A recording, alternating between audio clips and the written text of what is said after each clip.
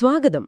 നമ്മൾ ഇന്ന് ഒരു ആഴത്തിലുള്ള ചർച്ച നടത്താൻ പോകുന്നത് ഡിജിറ്റൽ ഡിമെൻഷ്യ എന്ന വിഷയത്തെക്കുറിച്ചാണ്. ഇൻട്രസ്റ്റിംഗ് ടോപ്പിക് ആണല്ലോ. അതെ, സാങ്കേതികവിദ്യ നമ്മുടെ ഓർമ്മയും ചിന്തയുമൊക്കെ എങ്ങനെ സ്വാധീനിക്കുന്നു എന്നതിനെക്കുറിച്ച് നിങ്ങൾ ഷെയർ ചെയ്ത കുറേ ലേഖനങ്ങളും പിന്നെ ഗവേഷണ റിപ്പോർട്ടുകളും ചില നോട്ടുകളും ഒക്കെ നമ്മുടെ മുന്നിലുണ്ട്. ശരി. അപ്പോ എന്താണ് ഈ ഡിജിറ്റൽ ഡിമെൻഷ്യ? നമ്മൾ സ്ഥിരം കേൾക്കുന്ന ഒന്നാണോ? അതുമായി ബന്ധപ്പെട്ട് എന്തൊക്കെ ആശങ്കകളാണ് ശരിക്കും നിലവിലുള്ളത്? പിന്നെ ഒരുപക്ഷെ അത്രയ്ക്ക് ചർച്ച ചെയ്യപ്പെടാത്ത എന്നാൽ ഈയിടെയായി കൂടുതൽ തെളിവുകളോടെ വരുന്ന ഒരു മറുവാദം കൂടിയുണ്ട്.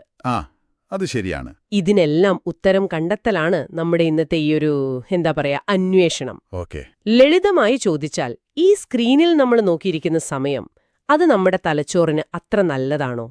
ഇത് നമ്മളെ ഒരുതരം മറവിയിലേക്ക് കൊണ്ടുപോകുമോ? അതോ തിരിച്ചാണോ?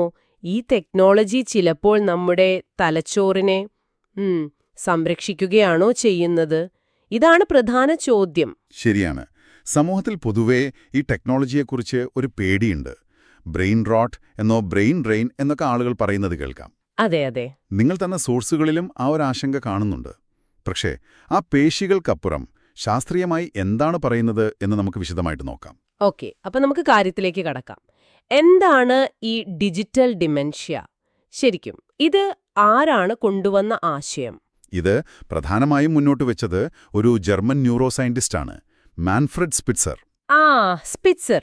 അദ്ദേഹത്തിന്റെ പുസ്തകത്തിന്റെ പേര് തന്നെ ശ്രദ്ധേയമാണ് അല്ലേ? Digital dementia, how we are depriving ourselves and our children of reason. അതെ, ആ പേര് സൂചിപ്പിക്കുന്നത് പോലെ ഡിജിറ്റൽ സാങ്കേതികവിദ്യ നമ്മൾ ഒരുപാട് ഉപയോഗിക്കുമ്പോൾ അത് നമ്മുടെ ഓർമ്മ, ശ്രദ്ധ, ചിന്ത പോലുള്ള കഴിവുകളെ തകർക്കും എന്നാണ് അദ്ദേഹത്തിന്റെ പ്രധാന വാദം.